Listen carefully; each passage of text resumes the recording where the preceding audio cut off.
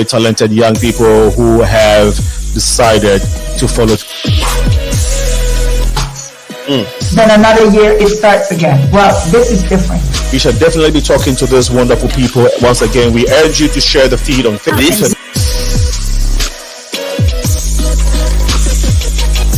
Hi there, I'm Faida, and today we're going to be talking about the African diaspora in Mexico.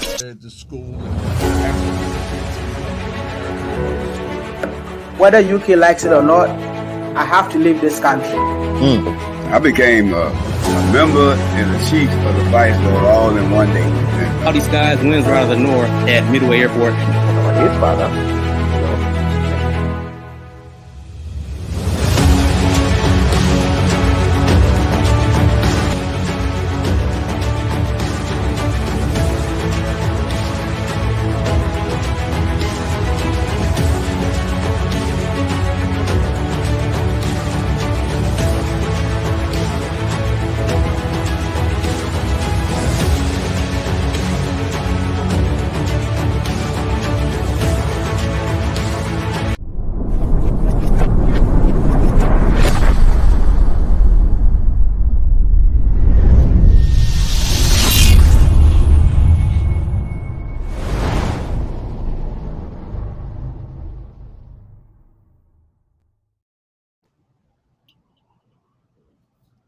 This is the Progressive Mind Show. My name is Senna. Today is December 14th, 2022. We are very close to Christmas, and we are very excited to be coming your way this evening.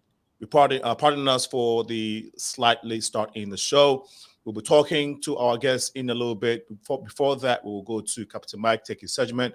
Angie Mims is with us this evening, co-hosting as usual. And so please share the feed if you're on Facebook and on YouTube. We are also live on Twitter at this moment. Captain Mike, please take it from here. When we come back, the show will continue by way of introducing our guest for the evening. Go ahead, Captain Mike. All right. Looking at our current weather right now at Midway, we've got winds out of the east at just about 12 miles an hour.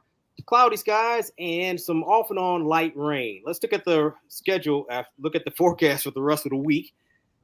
Tonight, we're going to keep those strong winds out of the southeast down about 37 degrees, still windy. Tomorrow, windy skies, cloudy skies, windy. Going to have a partial chance of some flurries. Friday's going to be bad, just the same.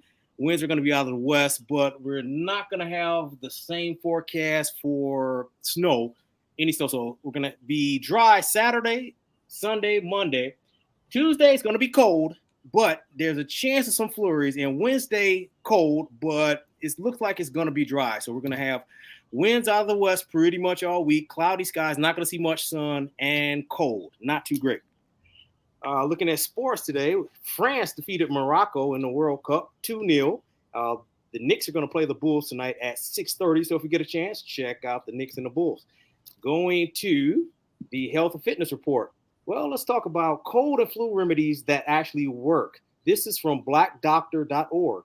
So let's start with chicken soup. Chicken soup has been proven to inhibit the immune cells called neutrophils and can work as anti-inflammatories. Honey has been shown to soothe sore throat irritation. Garlic not only does it prevent vampire attacks, but it's also been shown to help prevent colds. Green tea. In another study, people taking green tea supplements had fewer days of cold and flu symptoms, and they got over their symptoms much earlier than people who did not take green tea supplements. Echinacea.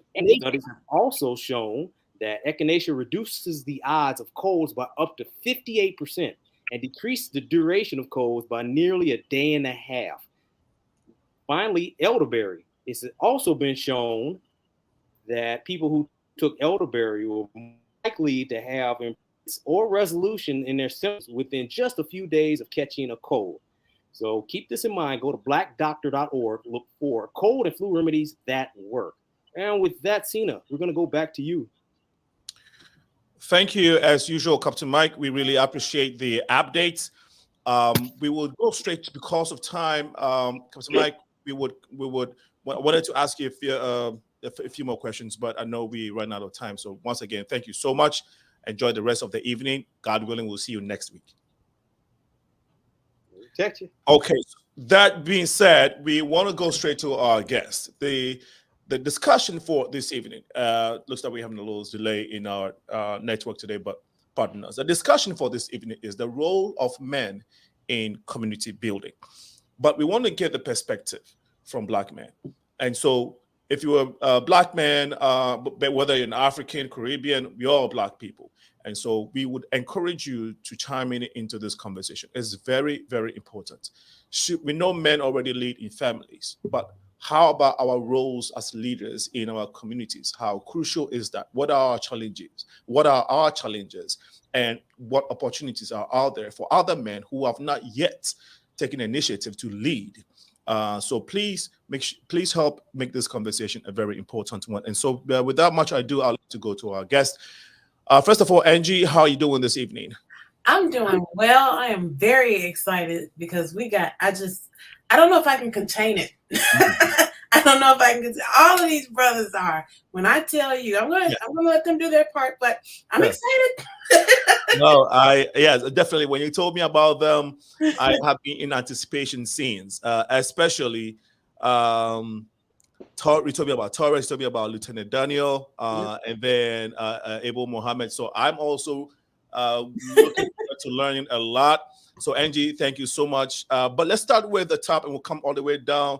Mr. ABEL Mohammed, a brief background about who you are, and then we'll go to Mr. TORRES.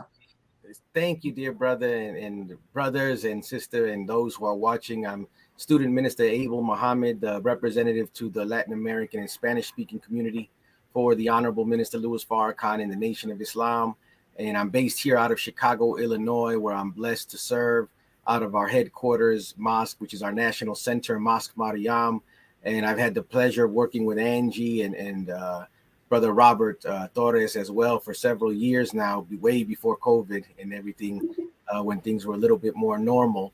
And, we work in the community, in particular with young men, helping them to accept the responsibility of what it is to be a man, and in peace initiatives to help them understand that there are conflict resolution methods that can be used that can hopefully help them in making the right decision and stopping them from making decisions that could critically affect someone else and even ill affect their own lives. So it's an honor to be here and be a part of this conversation. Thank you so much, ABEL. We really appreciate it. Rob. Yeah, thank you so much for having me on. Yeah, my name is Robert Torres. I'm the co-founder for Parents for Peace and Justice, an organization helping mothers and families affected by gun violence. But we're also, helping the youth as well, right? We know that prevention is a way of reaching the children, right, before gang recruitment. So trying to keep the kids off the, neighborhoods, off the block, and trying to give them a right road, right? So we can definitely grab them and definitely change the situation that we're seeing currently today. So thank you for having me. My pleasure. And then we want to listen to Lieutenant Daniel, please. Hello, everybody. I'm Lieutenant Daniel Allen. I currently work in the 11th District with Harrison and Kedzie. I've been in law enforcement for over 29 years. My specialty on the job has been narcotics, working in tactical units. But of the last 9 years before I got promoted, my expertise is community policing. And I take community policing to heart, which is dealing with young people, young men, young women, etc. And my other hat that I wear, I'm a co-founder of Divine Purpose Youth Performing Arts Center with my wife, where we specialize in music performance because I'm also a singer and songwriter. And what I do with my spare time is I cultivate young men and women to be music artists. It's a pleasure to have, gentlemen, you all on this platform. And as a young man, as a young African man who has been in this country for some time, specifically in the city of Chicago, I have seen the will of the African American community when it comes to organizing. Something that, as an African, I see a little bit of lack of in the continent of Africa, specifically Ghana, where I'm from. It's very difficult to call people to organize concerning issues that are bothering when it comes to social, cultural issues, political, economic. A lot of times we leave the responsibility to our political leaders to make decisions, and on the grassroots, organization has not been something that people take seriously. It's been lacking. So I really do appreciate the work that you all have done over the years, over the centuries, in helping build this wonderful country for all of us, be it Africans, be it Caribbeans, South Americans, other immigrants, to come and take advantage of. So really want to thank you all for the work you've done so far. And that being said, what is leadership? Angie, you may come in, but I want to know what people hear leadership, but from your understanding, Abel, having done a lot of work with all your accolades and your research and experience, what is leadership to you in the first place? Leadership is really service to the people. And I think, unfortunately, most of us, and in particular from the political standpoint, that's not how it's perceived. We see leadership as power, but that power only comes if you serve the people who are the real power. And in too many instances, our focus is not on the people and getting them what they need to live better lives, to have safe communities. Our focus tends to be economics, which is needed. No doubt about it, we need it. But throwing money at the problem doesn't fix the minds of the people or heal their broken hearts. So real leadership, I believe, is founded in the principle that Jesus lays down in the Bible, that he would be who would be greatest among you, let him be your servant. Thank you so much, Torres. Robert. Absolutely. Abel, you nailed it. I think leaders one that leads by example, right? Many times we speak, but, truth be told, we have to lead by example. Many times we often say, and we tell the youth, we want them to get along, right? To work together. And I always challenge the leaders, rather that be a pastor, rather be a politician. We have to be the example that we want to see in our community, meaning that we have to practice and walk the walk. So I think a leader is one that's being the example that he wants to see in his community and city. Thank you so much. And then we'll hear from Lieutenant Daniel Allen. Leaders. Wow. Leaders are good followers. Okay. A lot of people don't understand that when you're in leadership, if you cannot follow the rules of other leaders, then you cannot be a great leader yourself. And that's one of the things that we have issues with, because we have a lot of quote unquote chiefs in community leadership, which leads to fighting amongst each other, instead of for titles, et cetera, instead of listening to each other to get ideas to help collaborate. And that's what makes a good leader, because once you're able to follow, then from there, you can take other people's perspectives. So from there, you can take your own perspective, and people will lead. They will follow you more because they will see the dedication in your heart. Thank you so much. And I know you are leaders in your various families. We would be a little biased towards Robert because of his time. I know he has to leave us due to certain community engagements that he has. So, Robert, we chose this subject because Angie and I talk about it all the time. That we see men lead, but we also see a lot of women, take initiative in whether it's in the brown communities, minority communities. We see a lot of that. And so do you think that we as a society or folks in the black communities, youth and minority communities, do you think that we're lacking more men in leadership roles? 100%. Let me put it in perspective. When mothers and families are affected by gun violence, in many cases, when we go to do a visual, when we stand with the family, when we do a march, we are lacking men. Most of the time, 90% are women that are actually standing, that are actually fighting, and we lack the men. And so we always try to challenge the men because we need the men, right?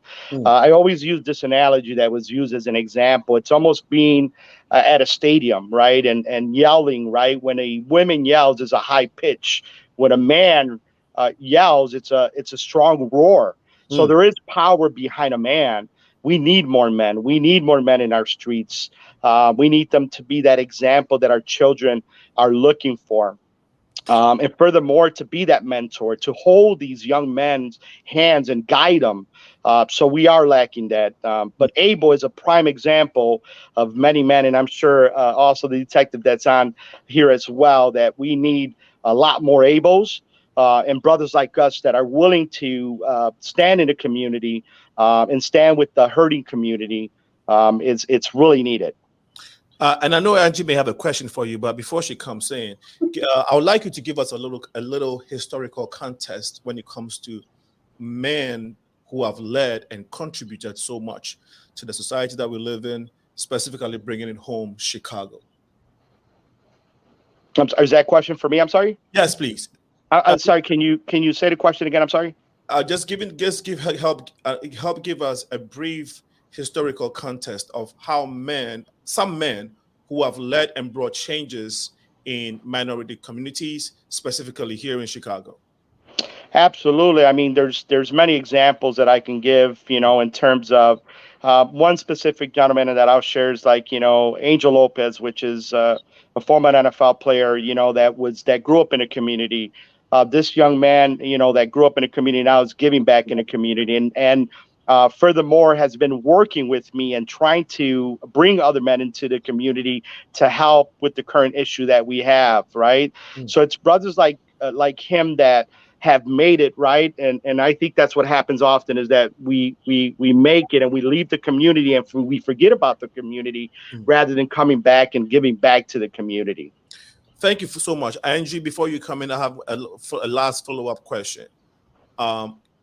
Brother Robert, can you emphasize a little bit more on the work that you do in your community in Chicago? First of all, if you can be specific about that community that you represent and the work that you do, a little bit detail regarding the work that you do in that community. Absolutely.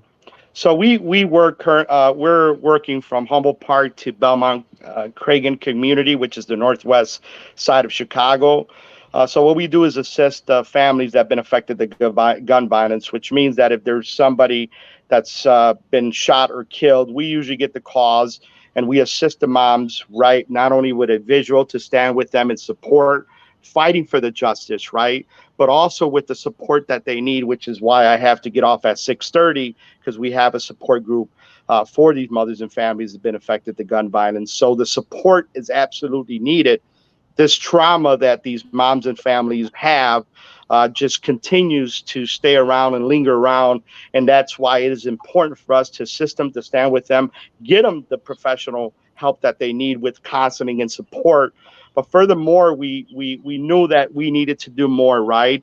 Because we heard from these mothers and families affected the gun violence, right? And it's tried to prevent this from happening. Mothers don't want another mother to go through this pain. So what we've learned is sports is a big way to reach our children.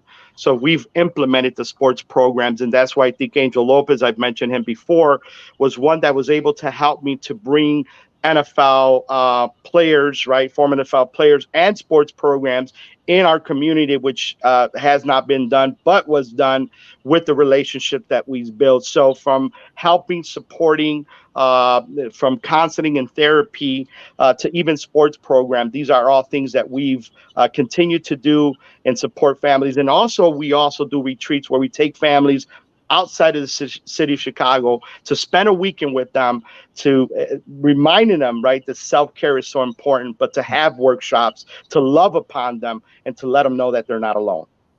Angie, thank you so much, Robert. Great response. So I know the time is winding down for Robert, and again, I thank you all, but I do want to ask this pivotal question because here it is. You all have done, years upon years of work. And you have gotten a lot of experience. I know Lieutenant Allen has. I mean, I don't think anything could probably shock him at this point. But I do want to ask the panel, you all collectively, why do you think men struggle with stepping up? And do you think that it has anything to do with us as women, perhaps coddling? That would be my question. I'll leave it at that before I just go on a tangent. And let's have Robert respond to that, and then we can go to. That's a very good question, Angie. I've often, sit down and I think about why is it that we don't have more men that step up to the plate? Why is it that we don't have more men that want to volunteer to be a mentor to our children? So that question is a question that I've often even questioned myself. I don't know why we don't have more men that are standing up and fighting for change because we are needed. So that is a hard question to ask. I've been doing the work for 11 years, and maybe it's a lack of commitment. I know women, just don't give up. Men, I guess we tend to just do something for a short period of time, and if we don't see things change, then we back off from the situation. When women actually just don't give up, and maybe that might be the situation. I'm not that. I guess I'm a different breed, right? And God has continued to use me as a tool to be present. Because I've heard from these mothers that say we need more men, and often even the mothers don't have their husband next to them. And it's been a challenge for them. And so while they're trying to hold it together for their wives at the home, often you don't see them march with them. You don't see them fight with them. And it's something that we absolutely more men to get involved. It is crucial that we see more men like us that can stand up, be a voice that our children are looking for, because many children in our community don't have that father figure. And we need to step up to the place so we can be that father figure, so we can mentor them, so we can walk life with them. And that's another thing, is that when we're walking life with these children, it's not something that's going to happen overnight. It may take years. It may take a long time, but we don't give up, That's just right. like Jesus doesn't, God never gave up on us, right? And doesn't give up on us. Come on, Reverend. No, thanks so much, Robert, for a great response. Lieutenant Daniel.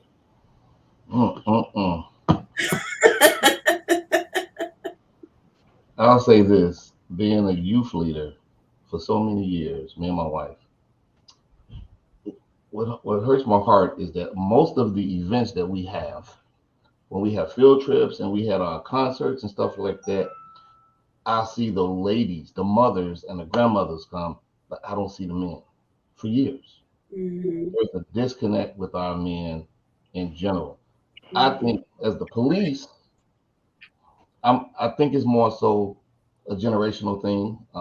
This the era of TikTok and Facebook, and they don't feel the need to have to physically be out in the field like we did, like men did that was older than us, and guys my middle age, and then the younger guys, a little younger than us, they want a boost to the ground.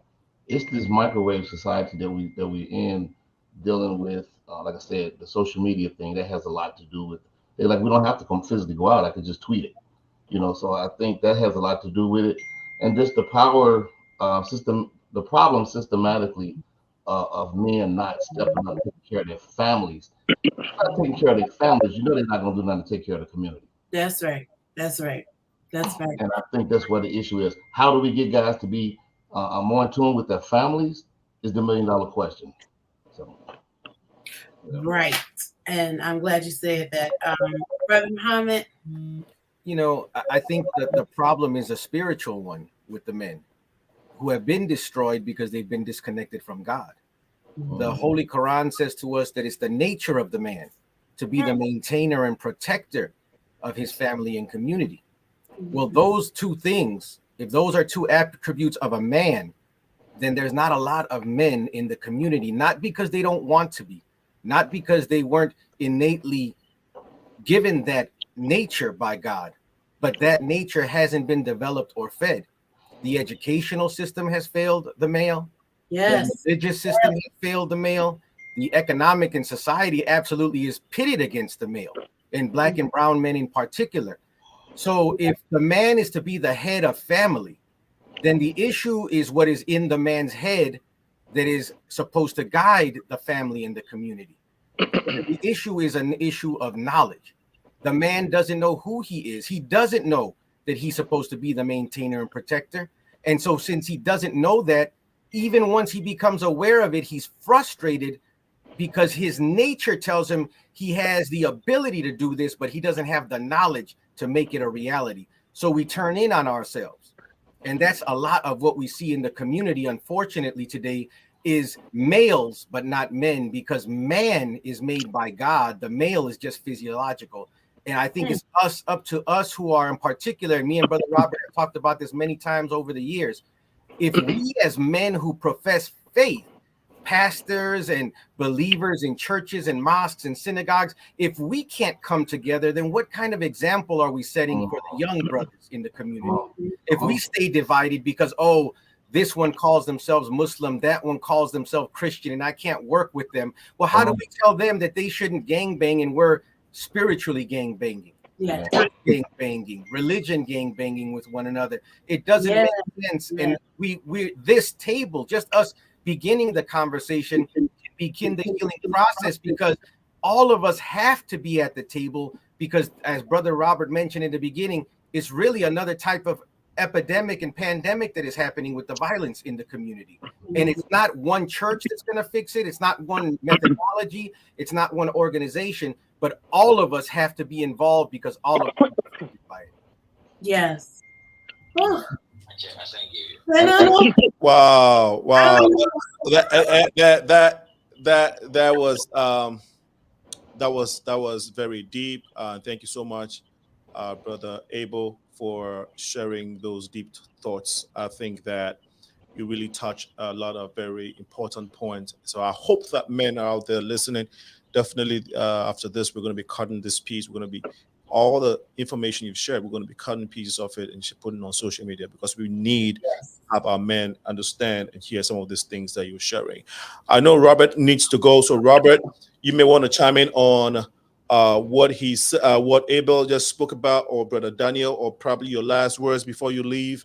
And before you leave, I have a surprise for you all. But please go ahead. No, I'm encouraged for the panel that we have today, and that we're actually, definitely men that are stepping up to the plate. And I hope that men that are listening here, Abel, we've worked together for many, many years. And you're right, we've often spoke about why we don't have more men in our community. The power of unity is needed in our community, and we do. We need the politicians, we need the pastors, we need the police officers. It's what we do together, right? I believe that's the secret sauce that I often say, is what we do together. The power of unity is what's going to change the current outcome that we have. But men, we have to be that voice. Men, we have to stand up. Men, we have to walk with our women. We have to not only protect them, but we have to be the leader that God has given us, right? Not only in our home, but outside of our buildings and outside of our walls as well. Before you go, Robert, I know you are going to attend to a gun violence issue that just occurred. Can you give our audience a brief understanding of what took place and what role you're going to be playing right now? Well, right now I'm actually at a support group meeting that we host every month. So this one is going to be called the Remembrance. So we'll be remembering our children that have been affected the gun violence. This time of the year is very hard for these mothers and families that have been affected the gun violence.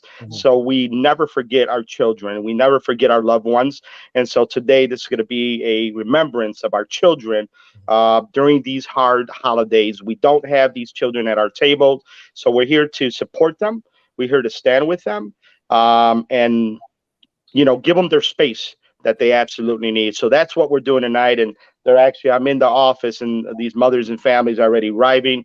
To put it in perspective, we have about 3 tables that are full of children that have been affected the gun violence. But thank you for having me on. You're so much welcome. And this is the surprise that I have for you. This is Lieutenant Daniel's masterpiece. Thank you, Robert. Before I continue the music, Robert, you are free to leave after, at this moment. Thank you so much. Thank you, Robert. Thank you for having me on. Blessings to all. Bye.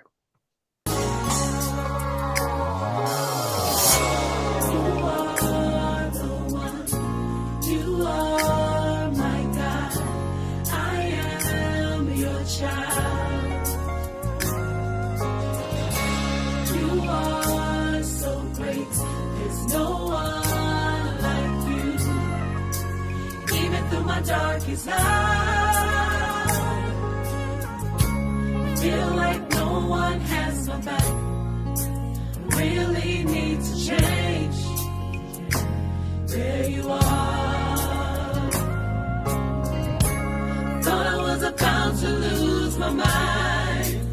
You came just in time. Victory belongs to you. Change right now. Change your heart. Change belongs to you. Change right now. Change your mind. Change belongs to you. Our God is great. He's all that I need. Many blessings receive. Just look to the hills which come in my help. Believe and you will see. Feel like no one has my back. Really need to change. There you are. Thought I was about to lose my mind. You came just in time. Victory belongs to you. Change right now. Change your heart. Change belongs to you.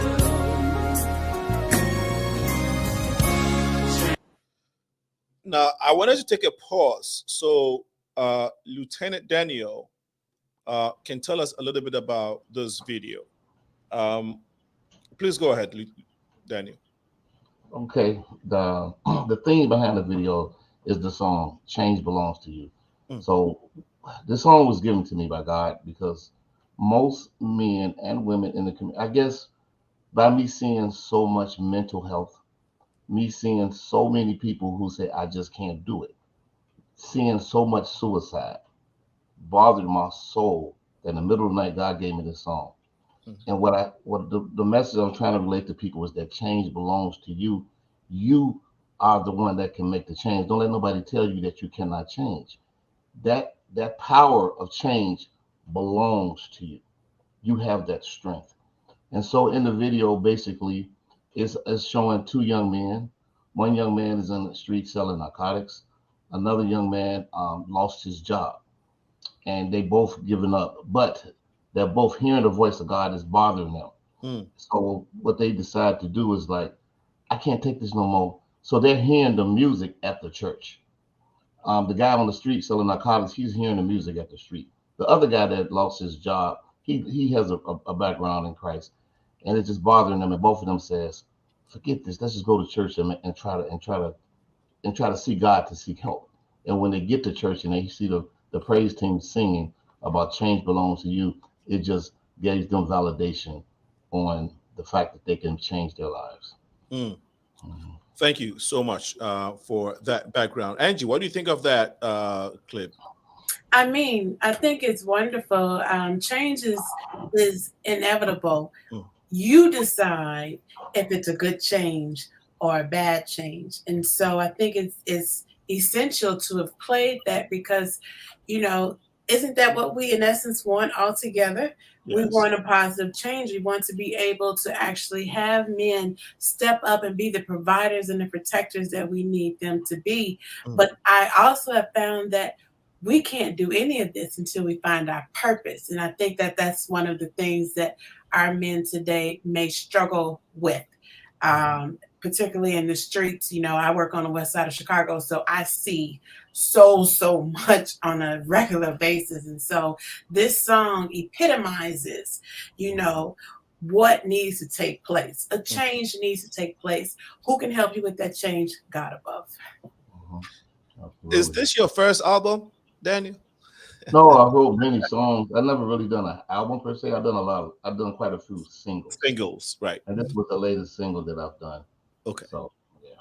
And so this song is on YouTube currently. Yes, it is. and the title is "Change Belongs to You." Yes, yes. All right, so if you're watching us, you can always go on YouTube and check the song. Yes, yes. Change belongs to you. Change belongs to you, and it's necessary that we all participate in making our society a better place. So thank you so much, Daniel, for being obedient to the inspiration and to the calling, the inspiration of the Holy Spirit to put the song out. Because we hear all the time, all of us hear, but the discipline and the sacrifice to put That's forward it. what God has given us, or what God is telling us, is what it takes a lot of work. So we really appreciate that. What did you think about it, Brother Abel? It's beautiful. It's right on time, because this is what people don't have, hope and inspiration today. And it was very real, you know, how many people are losing their jobs, and there are not enough jobs. And if that's where our hope is, there is no hope, you know. So if we're looking for an answer from the wrong source, we're not going to get it. And it's beautiful because there's a verse in the Holy Quran that says God never changes the condition of a people until they change within themselves. And I think that's the essence of the song, because God gives you what you need to change, but then each of us has to decide, as you mentioned, Sister Angie, what kind of change are we going to make? He doesn't make slaves out of us. God frees us and allows us to choose. Yes. His mercy and beneficence, but he gives us the tools to make the right decision. That's right. And the problem today is Satan has made evil fair seeming. So he makes it seem like the right decision is the quick, easy one that seems to get you out of a financial bind, but it leads you to see Lieutenant Daniel and end up on the other side of his ministry. Bars. The other side of his ministry. That's what we don't want. And that's what we don't want. But there are two sides. Whatever we choose, a man in particular, the Honorable Minister Louis Farrakhan taught us that a man is the really total outcome of his decisions that he makes in life. That's what a man is. And if we look at our decisions, how good are we? You know, and we want to be better, and we can be better. And that's why we need more songs like that, more inspiration, more police officers that have another side to them, that it's not just law enforcement. He's trying to keep people out of that side. And it's really a blessing. And it's really something that each and every human being, regardless of our profession, should be doing. If you're a teacher, if you're a host of a radio station, if you have a business, your objective and purpose is not to just make money to provide for you and your family. Of course, you need to do that. That's basic. But beyond that, your family is affected by the neighborhood and by the community. So any negative influences in the community, we should be at the forefront as men, whether it's through music, whether it's through standing on the corner and talking to people, whether it's through making a program, whatever we can do. All of us have a lane that we can get in to helpfully benefit the whole of our people, because our families are going to end up being victimized by the community that they live in. We can't build a shelter, or we don't grow up on an island. We're all connected to one another, positively and negatively. Absolutely. Once again, thank you so much for sharing, Abel. And earlier on, you made a very powerful connection between church, or I'll say religion, and man's responsibility in leadership. And that was very profound. But the thing, though, that you hear a lot in communities, on the streets, when you speak to friends, is that a lot of the youth, or I'll say millennials, are leaving the church. There is this new wave of going back to ancestry and all types of religious or spiritual beliefs. A lot of the millennials are now into spiritualism.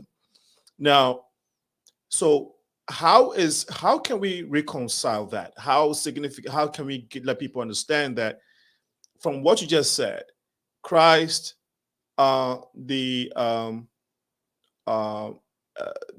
Prophet Muhammad, all taught us leaders. Their lives were exemplary for us to follow.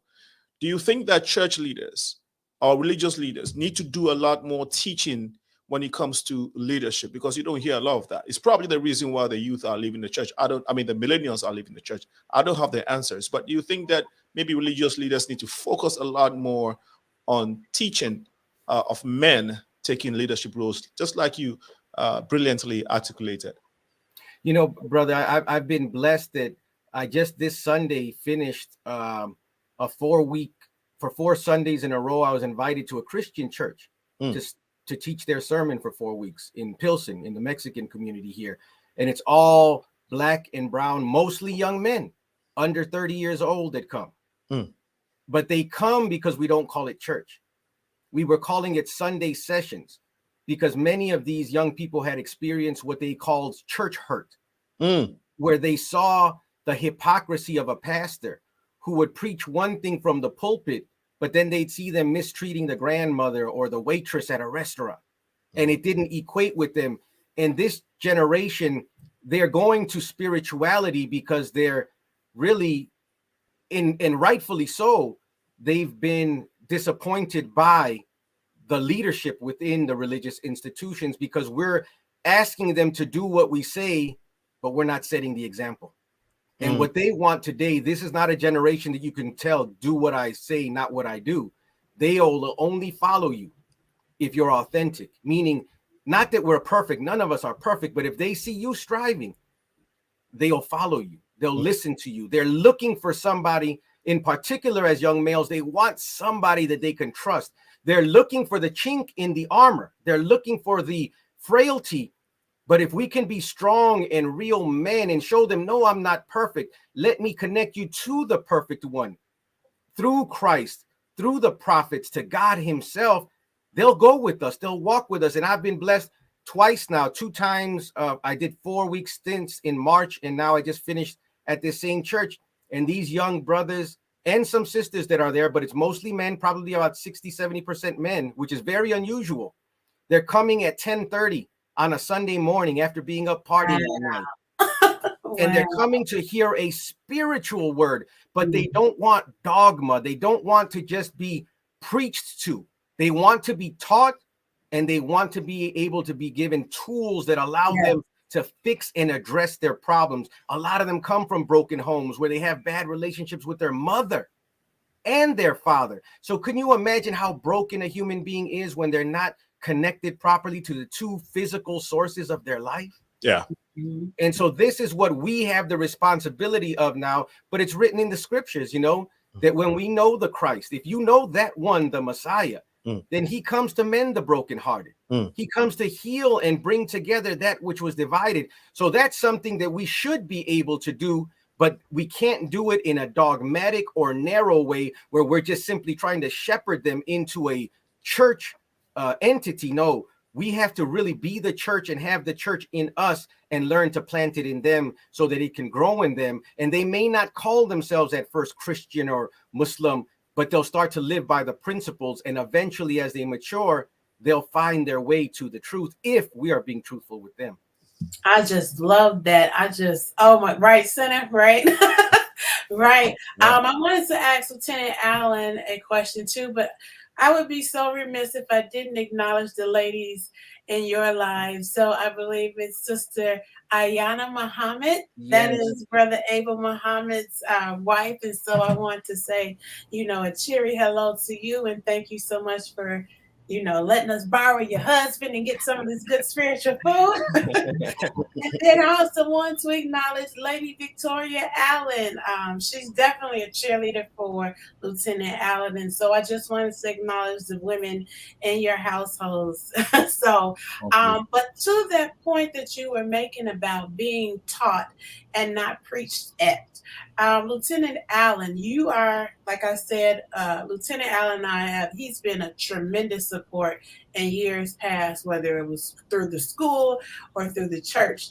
And so with you having over 25 years of experience within the Chicago Police Department and having, saw the need to, in essence, start a different organization that would kind of work parallel to what it is that you're trying to do, what do you think are men's fundamental problems? Or let me ask you this.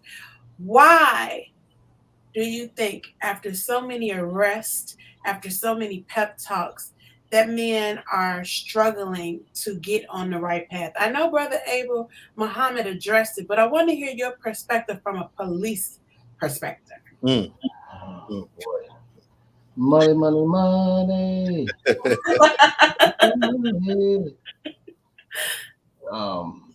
But Abel did hit the nail on the head. I mean, they are misled by the serpent.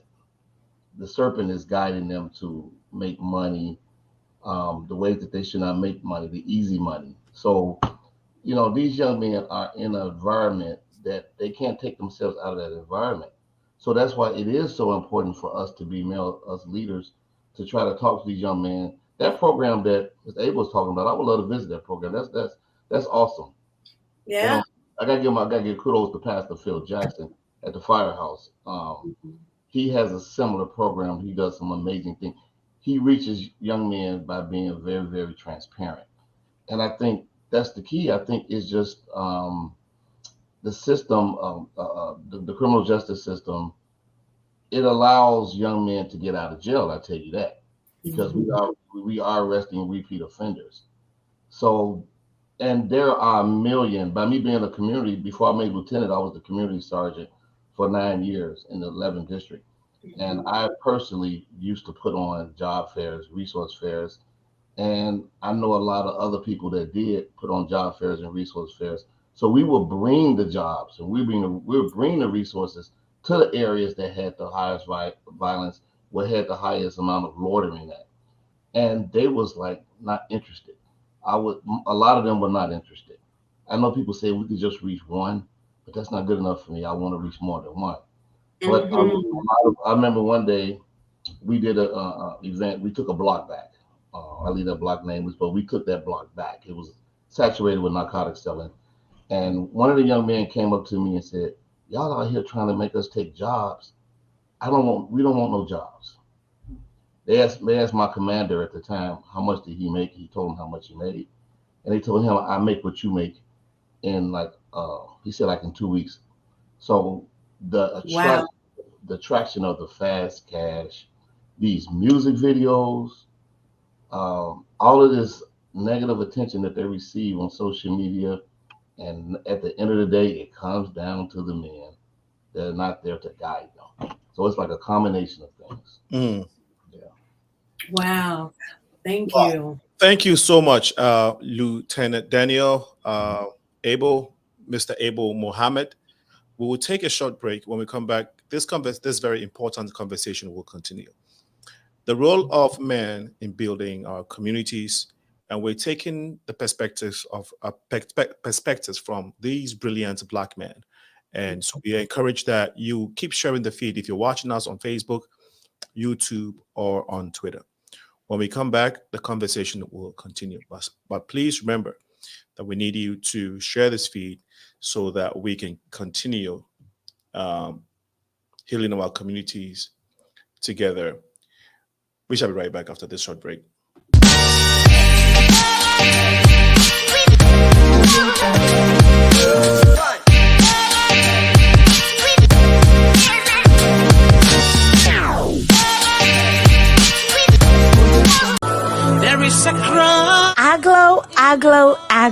Aglo Bolingbrook Lighthouse is a network of caring women. We are a dynamic global movement with a single mission to see God's purpose fulfilled on earth as it is in heaven. Our mandate is every nation touched and every heart changed for God. We invite you to our prayer meeting every Saturday and breakfast meeting held every last Saturday of the month from 8 a.m. to 9 a.m. via Zoom meeting. For more information, please contact Dickness Rebecca Modi at 630-297-1471 or Reverend George Ofe Ado, our advisor, at 630-414-9505. We look forward to having a refreshing time with you in the Lord. Thank you and stay blessed. In my heart.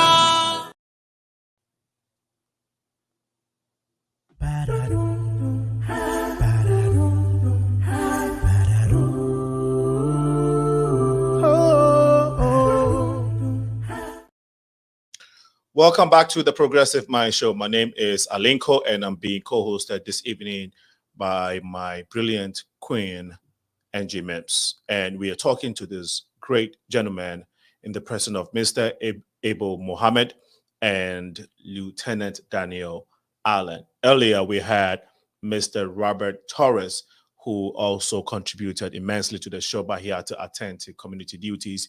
And so we are really appreciative of him. If you just join us, one thing you can do is to keep putting the message out by sharing it, so that there's very important information it can disseminate into our communities so we can be better people, as we all wish for. Thank you so much for some of the comments that have come through. Angie, if you want to do, I think we have one comment from Leman Williams. Hey, Lamont, I didn't know that he was on. He says, I'm willing to train young guys to do home repairs. And you know what? I just want to stop right there. He's not telling a story. I know Brother Lamont, he is very much so hands-on and definitely a person who, gets in the trenches. So thank you so much, for that comment, Lamont. He's definitely a willing man. I can vouch for that. All right. Thank you so much, Lamont. Hey, Johnny. Pastor West says young boys and men need to see more professional men who look like them. Isn't that powerful? Yeah. Yes. And do you think we have Mr.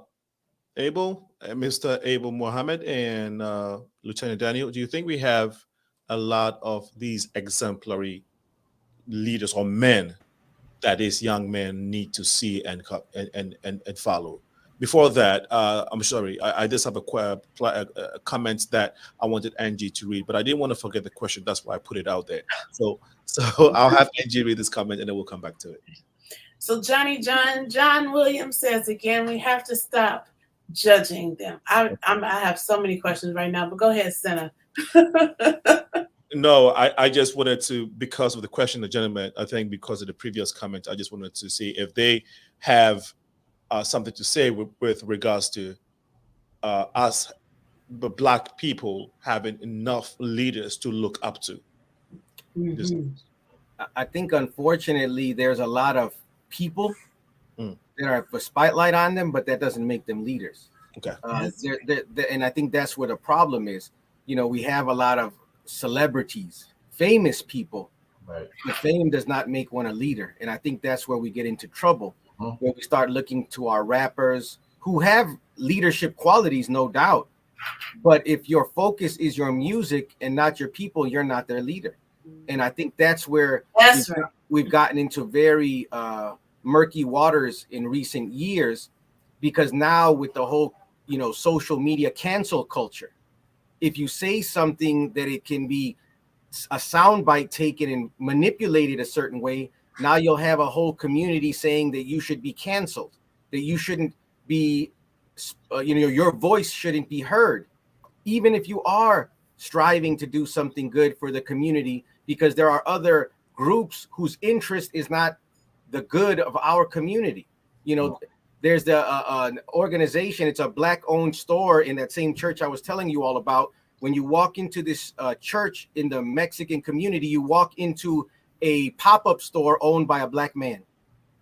And his business is called Trap House Chicago. With the word trap means truth reaching all people.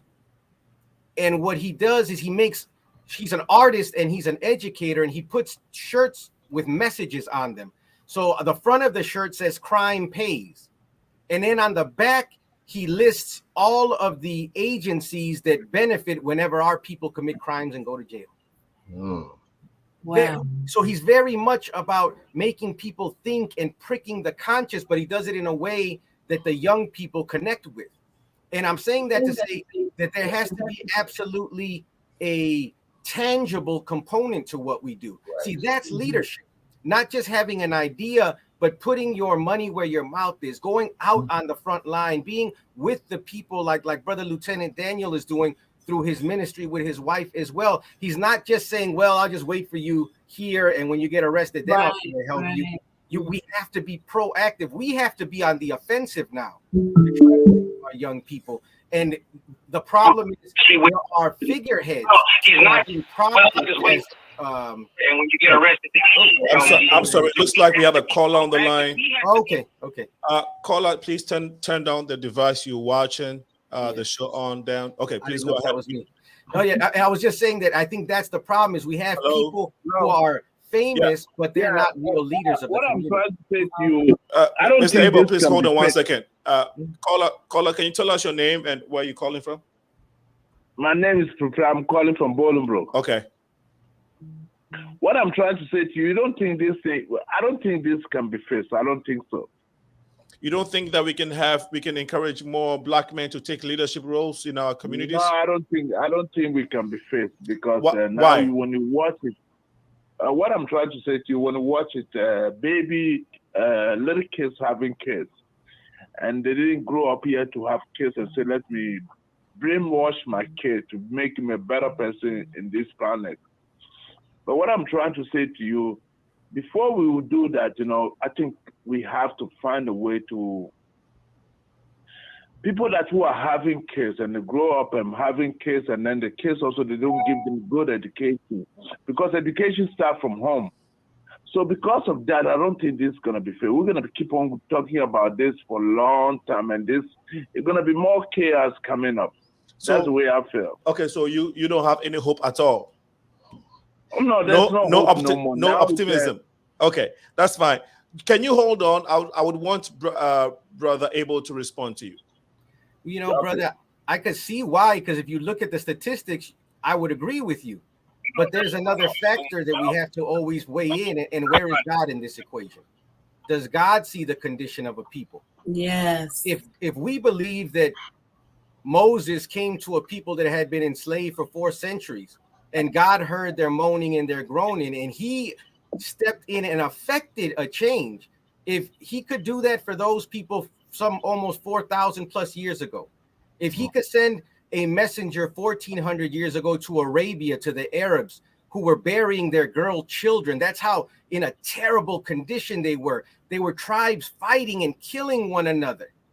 And yet he sent them a messenger with a message, and within a generation, they rose up and were the civilizers of Europe and the rest of the world. Then that shows us that you're right. If what we're looking to is this educational system and this system, there is no hope. But our hope doesn't come from this system. It comes from the Lord of the worlds. And that's where we have to reconnect. And that's really why our community is broken. The men are broken and our family is broken because we're disconnected from the source of all of that, which is God. Brother Kofi. Yeah. Does that make sense to you? No, it doesn't. It doesn't make because what I'm trying to say to you. I heard you giggle a little bit because, and I feel like that giggle tells me that what he said gave you a little bit of hope, but you just want to stand on your ground. No, the moment you put God inside, now you make everything bad. Why does what he said? I mean, why does God being in the equation make? Because let me say something to you. About 3-4 weeks ago, I got shot. When I got shot, they tried to take me to the hospital. I told them I got something to do, so I took the bullet out and I said, "Seal it up. I'm going to have something to do," because I don't want to go to the hospital to stay there for a long time. But what I'm trying to say to you, because with God, you can shoot somebody and God will forgive you. Right. Okay. So I see where you're coming from. I see where you're coming from. I can go and shoot somebody. I can steal. I can do whatever I want to do. I will go in my house and nobody's watching. I say, "Please, God, forgive me." And I say, "Oh, God, forgive me." And then the next day I'll go and do the same thing again. But don't you think that if we have more men taking leadership roles, perhaps that young man who shot you may have gotten the opportunity to meet this God? They have to find a way to put a system out that people will stop making too much babies. That's the problem. Well, so you think people having kids is the problem, not leaderships? Yeah, it's the problem because most of the young kids that they are not growing up finished, they have kids, they don't know what to say to them. Please. Okay. Let me ask him something, please. Yeah, go ahead. Kofi, do you believe in God? believe in God? Yes. Which one? Which one? The one in the Bible or the one that we don't see him? This man. Okay. All right. Okay. So Kofi, No, I'm asking you a question. Which God you want? You ask me if I believe. do you one? believe in any God at all, whether he's in the water or in the air? Any God at all? Personally, do you have any God that you believe in? I don't believe the God in the one in the Bible is always forgive people. Okay. So which one do you believe in? I believe in a word that you just have to be good. So good. So you don't have to go through. So you don't believe in any God? No. Okay. What I believe in you live in a system that you have to be good to each other. Okay. That's the only thing I believe. Okay. So his point is made. God, but the moment you start putting God, then yourself, you don't have a faith. Okay. If you can be good by yourself and you have to wait God, because of God you are good, then there's something wrong with you. Okay. Great point. I mean, great. You made your point. You understand me? Yes. You need to go to God. To go to God before to believe, to know the good, what is good to do, then there's something wrong with you because because it's not because of God you have to be good. The good is that you grown up with that good inside you. Let me tell you something. I have a kid who said 13 years old. Anytime I'm going to buy something with his money, he always asks me, bring me receipt back. I want to see how much money, if you took some of my money or that receipt, that's the way you show a kid. So when he grew up, I told my kids, I don't want them to make babies. Okay, so you've made great points. You've made your points, and we really appreciate it. Lieutenant Daniel and Brother Abel they have all been listening. I don't know if Lieutenant Daniel would like to respond to any of the comments he's made. No, I mean, no. Okay, perhaps Brother Abel. The only thing I would say, brother, Kofi. Brother Kofi, I agree with you. I don't believe in a God that forgives everyone, because then there would be no day of judgment. Yeah. So that there is a judgment, and I don't believe that's a false God as far as I'm concerned. And that's why I'm even more hopeful for what I'm looking at, because these children having children, they didn't put themselves in this condition. But a just God would know how to deal with the condition, rectify it before issuing a judgment, because he's a God of justice, not some immaterial being that we have to pretend about. He's the supreme of beings. And I think that's something we have to always remember. He's not unreal. He's not unreachable. He's tangible. He's as real as you and I, and he can affect our lives. I'm a witness of it. I was one that was on my way as a teenager, failing and falling out of school because I didn't have a purpose for my life. I loved God. I didn't do good because I didn't know God. I wanted to know him better. When I found that teaching that gave my life purpose, I didn't need to do things because I wanted to, make it to some blessing from God. I did good for goodness sake. I did right because I liked sleeping well at night, knowing I didn't rob anyone, knowing I didn't cheat anyone, not having to look over my shoulder. I like having that clearness of mind that comes when you're at peace with yourself and your Lord is well pleased with you.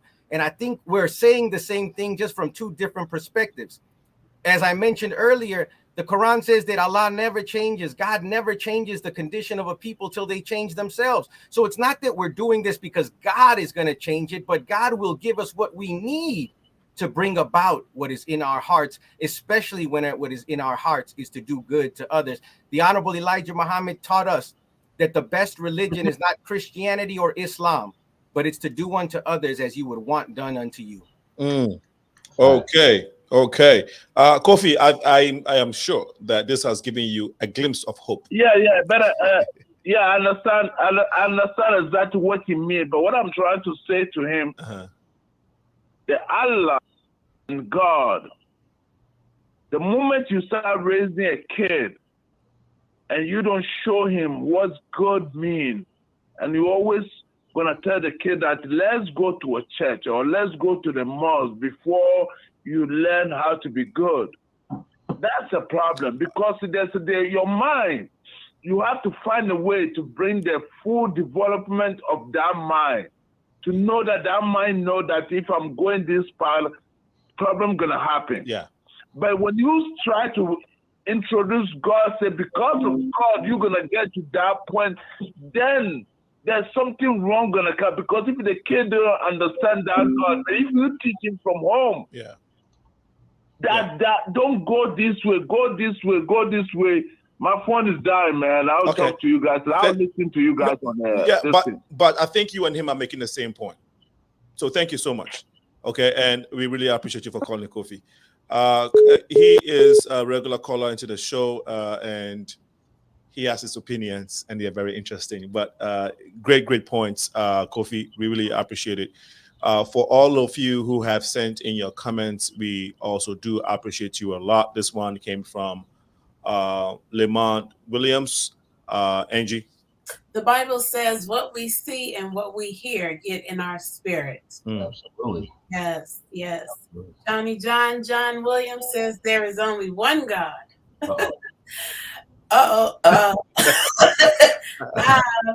Rashandra says, oh my God. Hi, good evening, Angie Mills. Good evening, Rashonda. Thank you so much for everyone.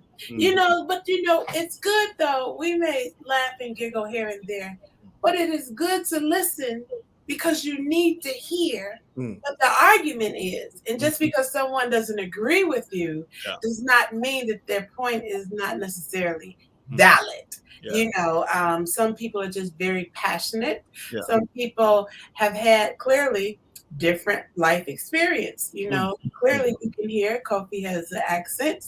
So it is safe to say that he may have not been born here, and so, but it is also to give credit to what he's already seen and what he's already witnessed here in the States. And so, there are different things that even though I cringed a little bit when he said what God or whatever, because I get very sensitive. We'll talk about Jesus now, but in that same breath though, it strengthens us because you need to be able to let your fellow brother and or sister know, that I hear you. And a lot of people have been talked at, Bible thumped, right? But you've not dealt with the issue at hand because it doesn't correlate with your upbringing, and it's actually indicative of your actual ignorance. I forgive my candor, and that's what it is. You don't know. And so if we're going to be ambassadors for God, trying to model and mirror the examples that have been set before us in the Holy Quran, the Bible for me, we have to be able to hear it at least and try to see where they're coming from. The last thing that I'll say is we all have some sort of convoluted perspectives, right? But it is God that kind of helps us get back onto the right path if we're willing. I love what Brother Abel Muhammad did. He immediately had a flashback and went back to his teen years when he probably wasn't the perfect teenage young man that he could have been, or that would have made his parents proud during that moment in history. However, haven't we all been, who's without sin, who is without sin? And so going back to the topic at hand, how would you all handle this? Lieutenant Allen, I am sure you've seen this and others, when it comes to perhaps being labeled, oh, he's got mental problems, and then leaving it alone versus dealing with it. How would you handle that? For the purposes of our audience, I would like to give a little clarification on what Kofi said before you come in. So, Lieutenant Daniel, please give me 1 second. Knowing that he's from Africa, and I'm from Africa, from Ghana too, so I can understand some of the things he's trying to talk about, which is the over-reliance of Africans, a lot of Africans, on religion. And in that, a lot of times we overly shed our responsibility to the God and religious entities or structures that we worship at. This is what I'm trying to say. Because we are so religious people, for those who are Christians or Muslims, what right after you're born, there's a high tendency of you being handed the Bible or the Quran, and you are taught the principles in there. You are taken to the mosque or the church, and so if in many cases you tend to only toe the line of whatever religion you were introduced to. And you sometimes lack the basics because your conscience, you have to be trained to understand and know good from bad as a person. And then when you add the principles of God to what you already know, it makes you a better person. And I think that's the point he's trying to come from. And also when you talked about kids having, kids having kids, in Africa, it's very much frowned upon. If you are a teenager, you are scared to even get pregnant because you know the consequences. Now, whether the people in the community will check you, your parents will scare you to death if you ever get anybody pregnant as a young man or as a young lady. If you're a young lady, you dare not get pregnant, and if you're a young man, you dare not get anybody pregnant. At least up until you are out of university, we call it, or college. Once you are out of college, say 25, even 25, you are not allowed to. So maybe 30. Once you have a college, you have a job. So those are the two key things. Go to school or find a job. Once you have a job, you live on your own, then you can think of having babies. And so that is entrenched in the culture back in Africa, specifically Ghana. So when you come to us, the United States, and you are exposed to these things, right? You can 18, 19, you can do whatever you want and all of that. It's strange to you. And sometimes if you need to wear two lenses to understand the background of why things are like this in America, or this society has this culture of young people having kids.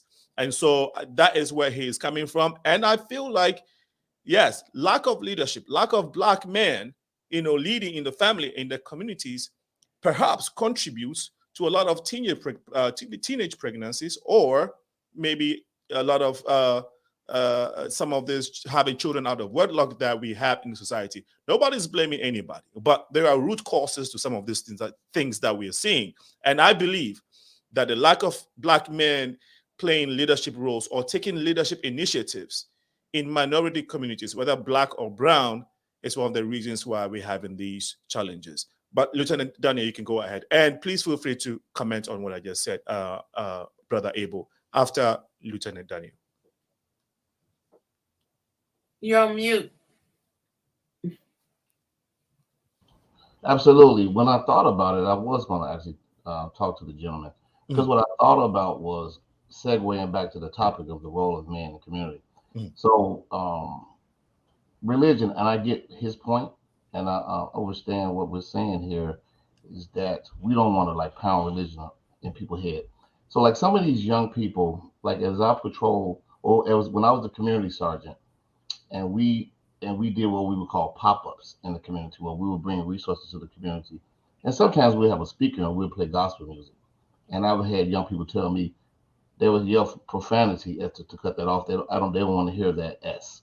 So the great way of reaching people, even if you're spiritual, reaching young men, if you're spiritual, whether you're spiritual or not, is to lead them and meet them where they're at. That's what I noticed was the most. My program I had, Beyond Rhythm and Rhyme. Sorry, looks like we have a caller on the line. I'm sorry, I think that was what was causing the interruption in your feed. But Lieutenant Daniel, if you can give us 1 second. Caller, please tell us your name and why you're calling. My name is the same, and I like to listen to a radio. So this is Kofi. This is Kofi again. Yeah, this is Kofi, because the lady, she said she was trying to, because of God, that's why she had patience.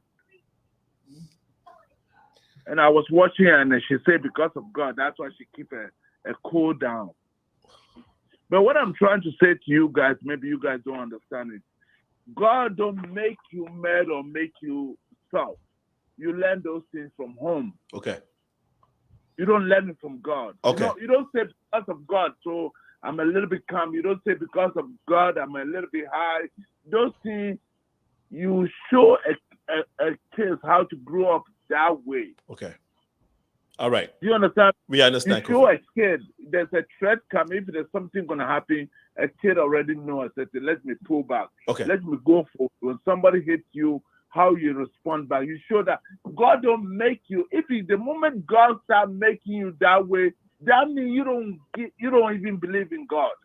Okay. So Kofi, we understand your point. You have a great opinion, and we respect it. However, Kofi, you have your own opinion. We all share it. So to you, that's the truth, right?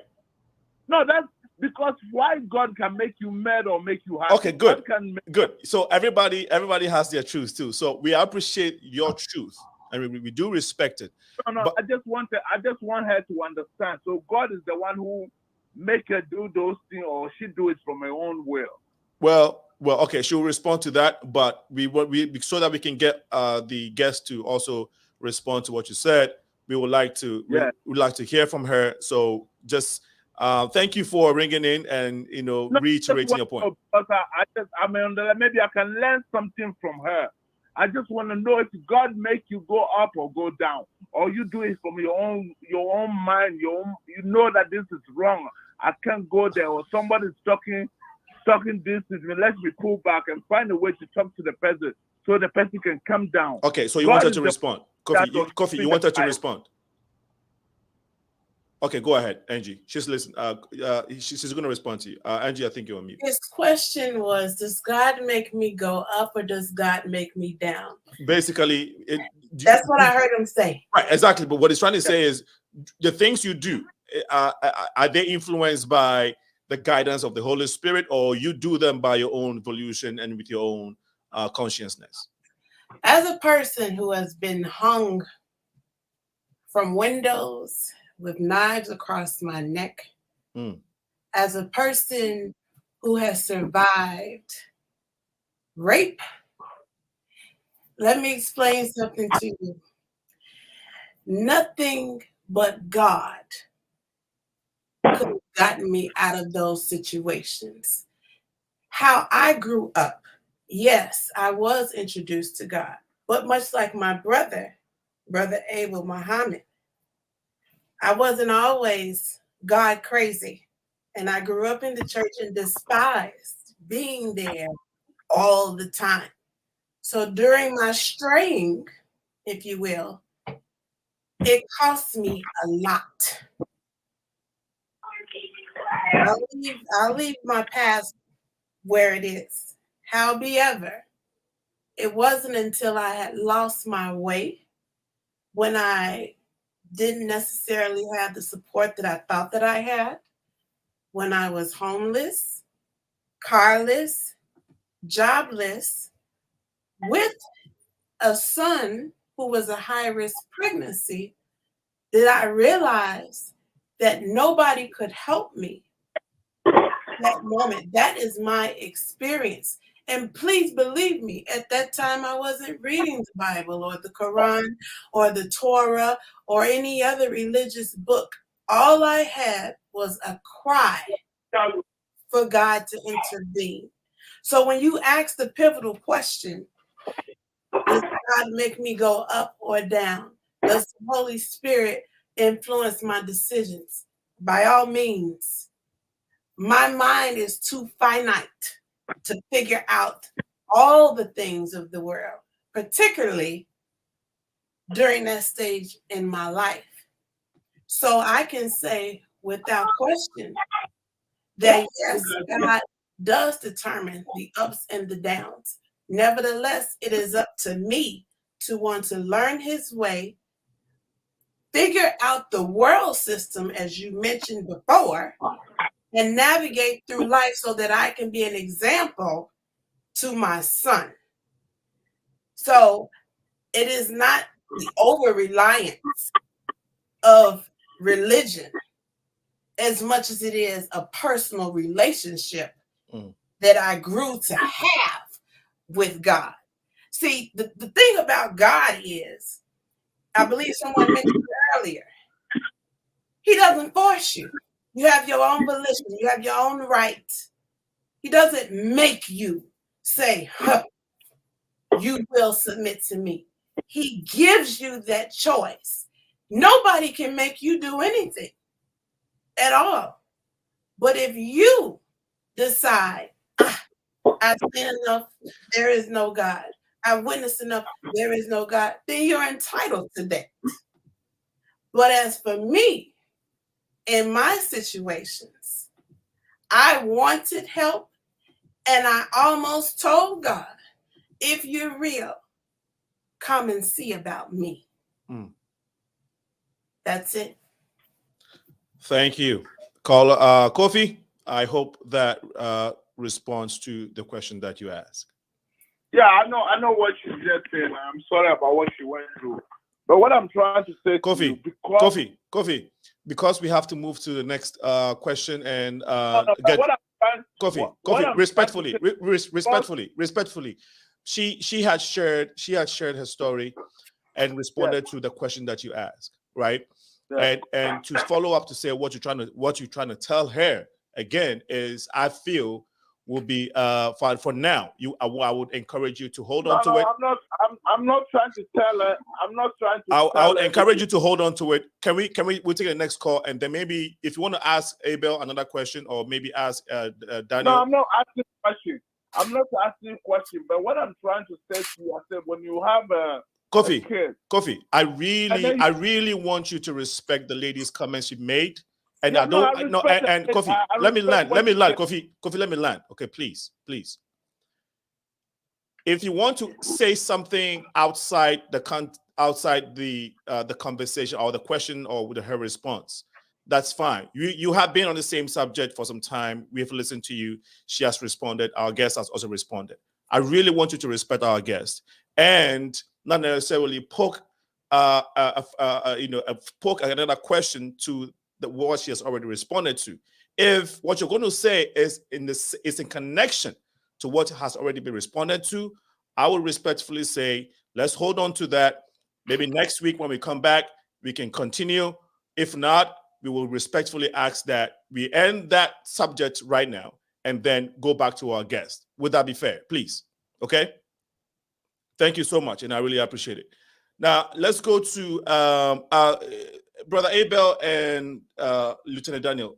Please, if you want to maybe respond to what Angie had shared, because Angie, and I just want to say thank you for sharing. I've known you for some time now. You never share this, and sorry to hear, of course, what you've been through. It only takes God to get people through what you have been through. We all have personal stories. I have mine. Being stopped by the police in different situations for not doing anything, escaped certain accidents that I shouldn't have escaped from. So I also know what God has done for me personally. And once again, I can't thank you enough for sharing your story. I know it's motivated somebody, and it will keep motivating and inspiring people.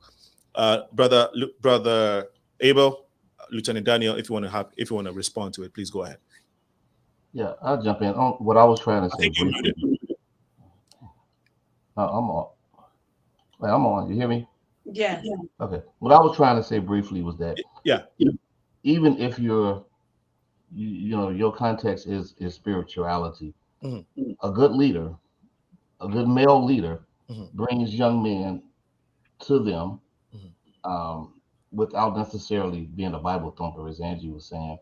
You just want to bring the relevant resources that you have. Like in my case, outside of the police department, I bring music to young people. So I attract them through music. I bring them to my program, and what I do is we have peace circles, and we talk about, and I develop them to be artists. And I don't, like I said, I don't Bible thump to them. Even though, I do want them to find Christ. Of course I do, because I'm a Christian. But I don't force that on them. So a lot of times most of us that's male leaders, we're not forcing religion on these young men when we're trying to get them out of the street. We're trying to get them to be positive leaders, whether they know God or not, whether their mothers had them when they was 13 and they don't know no better. We want to be just like Jesus. We want to be out there in the streets reaching the people that need to be reached the most. And I don't think that most of us that are spiritual, we rely strictly on church, so to speak, to bring people to really don't cultivate young people. I think a good leader, you reach them where they at, and then from there, it could blossom from there. So, all right, thank you so much, Brother Abel. Yeah, I agree totally with Brother Lieutenant Daniel there. You know, because in truth, you know, if you really want to make a believer, you have to be one yourself first. So it's not about what we say, it's our way that wins people, you know, and our objective, especially with these young people, is life or death, literally, potentially for any of them. So we have to be less concerned with them joining a congregation or a building and more concerned with them changing their life. If they change the life, the mosque and the church will become full naturally. But it starts with changing the way that they think. And that's where the real challenge is. How do we present to them something new? Okay. How do we present to them a new way of thinking? Because until they have a new way of thinking, they're going to approach every problem with the same intelligence or lack thereof in terms of information that they've been dealing with, and it has gotten them into these situations. So we need to approach them with a new way of thinking, and it really starts with giving them hope. Thank you so much. Yep. Before I ask my next question, I just want to make this clear. This is a community platform. This is a place where we give voice to the voiceless. We have conversations. Everybody's opinion is welcomed. But we do encourage everyone to bear with each other, be more appreciative of each other's opinions. And so we really, if anybody has been unnecessarily touched in any way that is not conformative to what you're used to, we want to say that is our platform does not allow for anyone to heckle or anyone to not listen to anyone's opinion. All opinions are respected. And so we want to continue the conversation on the role of men in building our communities, and we're listening to the perspective of these wonderful, brilliant Black leaders. And we really want to thank you for being on the show so far. It's 7:32 p.m. We're trying to wrap up in a little bit. We really want to appreciate your time for being on this long. One important question that I have for you gentlemen, is that who is a leader? What are some of the traits that somebody can identify that should trigger that thing that we say, okay, I am a leader, or you are a leader. Let me harness this and be better at it. I'll start with Brother Abel. That's a wonderful question, brother. I think the number one quality that has to be in leadership is love. Love of God, love of God's messengers and prophets, and love of the people to whom God sends his prophets and messengers. Because if you don't love the people, then you're not in tune with the Creator and why he would send guidance to human beings. So I think that is the number one attribute, if you will, or characteristic, followed secondly by humility, because the leader is not involved in what he's doing for self-aggrandizement or for fame or money. He's there truly out of love and service for the people, to see the people lifted out of whatever negative condition they may be in. And I think the closer we get to that standard of leadership, the better we'll be. Thanks for a great response. And I think that you can go ahead. I don't know if you were through, because we just had a call coming through, and I think No, I'm fine. I'm fine. That you can guess who was calling to the show, but I will let Brother Abel finish his point. No, I was done, dear brother. Okay. Daniel can go. Brother Lieutenant Daniel, I don't know if you have any response to the question that I just asked. Okay. Absolutely. The number one thing that I've had success with is transparency. Okay. When I talk to young men, and I sit and talk to them as if I'm one of them, within reason, of course. I've had guys with my After School Matters program, when they first found out I was the police. What I do with my program, my After School Matters program, I initially don't tell them I'm a police. I'm just a musician. I'm a singer, songwriter, and I'm training you guys how to be such. Once they found out I'm the police, I had one guy, young man, pinch me before and said, "You really a human being?" Yeah, I'm a human being.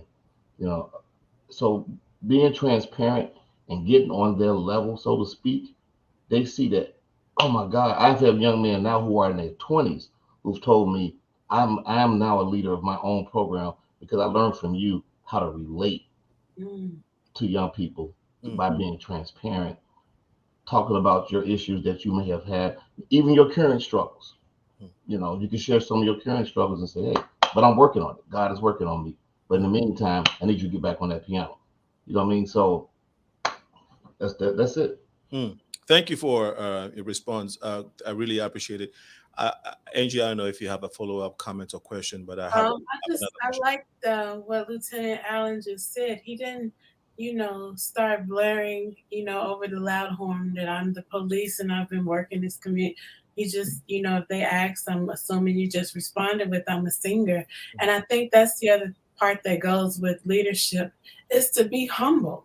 And Brother Abel Muhammad started out his first statement was to lead with love, and he also mentioned earlier about how we have to be willing to serve others. And we do get the misconstrued perspective about, just being so consumed with power. But, here it is, Lieutenant Allen, I know that he's a well-respected leader in the community. However, he doesn't, how some people can be, they're arrogant and full of themselves. He doesn't have that. Same thing with student minister, Brother Abel Muhammad. This man talks to thousands all the time, hundreds of people. He's come to my church, but there's a level of humility there, and he's able and he's interested in helping to give us and teach us the fundamentals. And I think that with my observations when it comes to men, without you all and other men like you, we really would be, an even worse shape. And so we thank God for men like you, because I really would be lost, if I didn't have a strong father, if I didn't have strong men around me. And that's the other point that I wanted to ask as we prepare to shut down is, as a person who grew up around strong men, like handymen, men who were like real providers or whatever, that was back then. Do you think that is a dated expectation to have when it comes to the expectations or the previous roles that men stepped up to? Or is it our perception that has become quite narrow-minded as to what the man's role is in the family dynamic and in the community? Do you think that's dated? Well, yeah. I would say yes and no. Like I said earlier, it's more using social media than it is being hands-on with young men, from what I'm seeing. So even our younger guys that's like in their 30s and 40s and 50s, they tend to want to rely on social media more so to reach people, reach the younger generation, because how they looking at it is that the younger generation is all about social media. So I'm gonna meet them where I'm at. So I'm gonna be on social media, and that's how they connect with them. The disconnect is we need more people to be hands-on. Like my former pastor, the late Reverend Milton Bronson, who was the best youth leader in the world without even being titled a youth leader, because he has had that connection with us men, young men. And I think we do lack more hands-on male leadership, but versus social media. Yeah, I agree. And I don't know that it's outdated as much as it needs to be revisited because of the context that we're in today. Today, there's confusion about how you even define a man and a woman. People have these gender fluidity things that they speak about. So there's these it's a Tower of Babel in terms of confusion. So when you say man or male, people have their interpretation of what that means. So it's so difficult in that kind of environment to then say, well, this is the duty of a man, when you're not even clear with the person you're communicating with on what, when you say the word man, what are they hearing or what are they thinking? And I think it starts there with defining the role, right? Defining the purpose, defining the nature of a thing, which has to go to its creator. Without the creator and what he has created a thing for, and the knowledge of knowing that information, you're at a loss. So I think that that's the critical component, is that we have to look at it from the standpoint of understanding who we are as men. I want to be a man. What does that mean? Yes, I'm the maintainer and the provider, but today, are there the opportunities for me to be the sole provider of my family? Where my father, when he was here, you know, may God be pleased with him, he raised our family being just a factory worker, and he could buy a new car. He was able to do that just working a factory job with no high school diploma. You can't do that today. The factory jobs are pretty much gone. And if you have one, it's not enough to buy a new car with, and definitely not to support a family with. So things have changed, and we have to re-examine those responsibilities and duties in a modern context, but always hold the standard of God up as the guiding principle for us, and then try to make our way back to it. But just like we didn't get into this condition overnight, we're not going to fix it overnight. And that's where patience and prayer and hope is going to be required, because we didn't get here overnight, and it's going to take a lot of will, a lot of fighting and struggling to get up out of this condition. But we can do it if we have the will to do so. I have a great response, Brother Abel. I have a question for you and Lieutenant Daniel, which is resources, or let's say is lack of resources an issue when it comes to leadership? Somebody may want to take an initiative. Oh man, I feel like I can do this. I feel like I have to go out and organize, but then I don't have a car.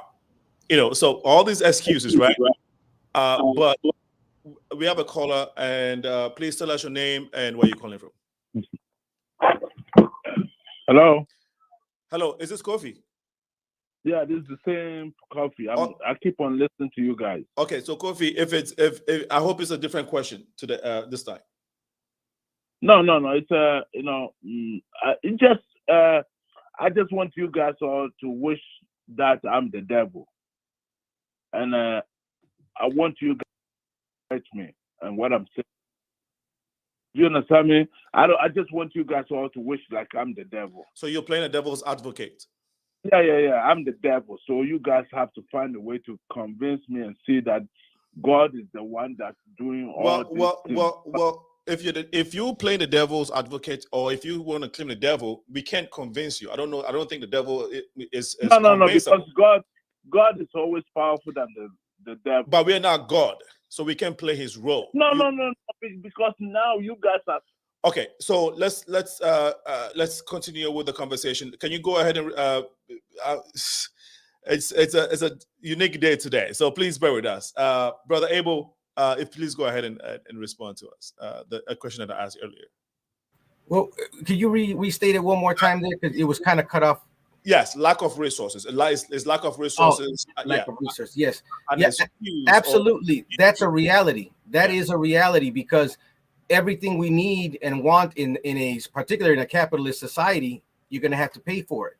And fortunately, we're not a poor people. We just are not wise with how we spend money. And we spend it on what we want instead of what we need.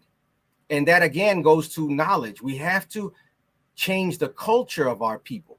And it has to start in the education, but it has to be reinforced through the spiritual system as well as in our political agendas. All of it has to be aimed at the same purpose, different methods, because the church is not the politician and the politician is not the educator, but each has a role to play in this. And there is sufficient resources for us to get it done, but we don't have the unity. That's the missing component in all of this, is unity. As long as it's just Brother Lieutenant Daniel and his church, and it's by itself, then it's an island. As long as it's Sister Angie, as long as it's you, dear brother, and we're just doing our own thing, disconnected from one another, then our resources are even more depleted and more divided. And instead of us benefiting to the and contributing to the whole, each of us is just taking a little kernel. But if we took the kernel and shared it amongst each other, we would have all that we need. There's a beautiful scripture in the Bible. I'll be real quick with this, where it's talking about a story that is given about Elijah and a widow's son. And the prophet goes to this woman who was a widow, and all she had was a little bit of meal. And she said she was just going to fix that food, give it to her son, and then they were going to go die. They were in that terrible of a condition. And listen to what the prophet said to her. He told her instead to make the meal and give it to him. That sounds strange at first, but there's something about that. There's something about when you're willing to sacrifice, and that's what's required of all of us today, to remove some of our comforts to contribute to the whole, because no matter how uncomfortable we are, we don't have to look far and we'll find somebody else in greater need than us. Exactly. But we have to have that kind of mind and heart to be willing to give up the new car, if our old car is working, and maybe give that to a cause bigger than ourselves. But that again starts here. It's going to take an adjustment in our thinking and how we relate to one another in order to make that a reality. Thank you so much, Brother Abel. And I know Lieutenant may have a response to that, but because of time, Angie has to attend to some urgent needs, and we are getting very close to our time here. This is a conversation that needs a lot of, I would say, time to divulge and express all our opinions. But because of the limitation we have today, we will come back another day and to dive deeper into this. But I really have enjoyed and learned a lot. I know, Angie, you have to. So, Angie, please go ahead and give us your closing remarks. I mean, if you have any comments. If not, we'll have our guests give us their closing remarks, and then Angie, you can close us. Well, I just wanted to say thank you so very much, Robert Torres. If you get the chance to go back and listen to it, I'm so grateful to Lieutenant Daniel Allen, Brother Abel Muhammad. I am just so grateful. I have a flight to catch, and so I have to get to the airport soon. But I've learned a lot, because I think that Johnny John Williams said earlier, there's a lot of judging.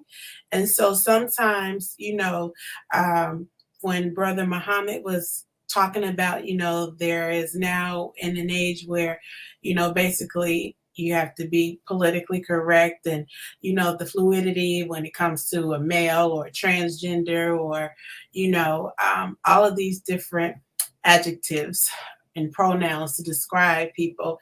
At the end of the day, women are not fully aware of all that may actually go on and what actually happens in a man's life and the frustration that he may encounter. And so, I was looking to hear from a point of what can we do as a support system, and Brother Abel said love. I also probably think that one of the other desires is to be respected. I know that for me, I like respect, but also just being able to learn. That's the state that I'm in right now. I want to learn. I don't want to, contribute to the already existing problems. I want to learn. The Bible says that we ought to examine ourselves. And so if we are always pointing the finger and we're not part of the solution, then clearly we're what? A part of the problem. And so to that end, I am so grateful. I don't think I can repeat that enough. I know that you both are very busy, so I'm very grateful for both of you, and for Senna as well for hosting the show. Thank you so much. We'll take the closing remarks from our guests, and we'll start with Lieutenant Daniel Allen, please. Yes. Just very briefly, I just wanted to kind of piggyback on what Brother Abel was saying, is that the reason there is a lack of resources, but like he said, the resources that we do have, the men, the leadership, not just the men and the women in the minority communities, we have to work together. I've seen some situations where we backstabbed each other over crumbs. We could never reach these young men out here that's shooting each other and don't know God and don't know self-respect. If us as leaders are fighting over money to the point that we're trying to hurt each other, we will never make any advancements that way. Love is top priority for us to make advancements. That's it. Thank you so much. Brother Abel, please. Yes, I'll just say briefly, that we can't have any roles in any community without first being a community. And the key word in community is unity, which means that all of us have a role to play in this. No matter what we believe, no matter our perspective, each of us is unique. And I'll just end with this quote from the Holy Quran that says that God made us into tribes and families, not that we would hate one another, but that we might know one another. So the difference that each of us bring doesn't have to be opposing. It just has to be a different perspective. And there's knowledge that can be gained from the different way that I see something, the different way that each of you sees something. Doesn't make one more correct or the other one inferior or superior. It's just unique and different, like each one of us as human beings are. But each one of us also has something of value, or else we wouldn't be on the planet. And it's that garnishing of the power of that unity which would give us the power to change the reality that we see and make it into a reality that we want and that God wants for us as well. Thank you so much, Brother Abel. We really want to appreciate you, gentlemen, for this, for the time, for the knowledge, the inspiration that you've given us this evening. We really appreciate it. And I also want to thank your families, your wives at home, for allowing you to come here and spend all this time with us. Really want to thank them for supporting us in this manner and also watching the show. And for all of you who have watched and followed, this is the last comment coming through. I surely enjoyed tonight's show. Thank you so much, Tomoy Newman. This is from, okay, Rashonda said, amen, amen. Well, once again, thank you all for joining us. For everyone who has joined in and shared your comment, even those who did not share your comments, we know you took a thing or two from this episode. To whom much is given, much is required. Next week, Wednesday, 6 to 8 p.m., we shall be here. But remember that coming year, we'll be starting the show on Tuesdays instead of Wednesdays. Progressive Minds is going to shift from Wednesdays to Tuesdays. The time doesn't change. It's still going to remain 6 to 8 p.m. Well, on that note, Brother Abel, Brother Daniel, once again, thank you so much for your time. We really appreciate you. And Angie, have a safe flight to where you're going. Thank you. And when you get to your destination, remember that God loves you and all the black men in this country loves you. Oh, that is so sweet. God bless. Thank you, Senator. All right, y'all have a wonderful evening. Bye-bye. All right.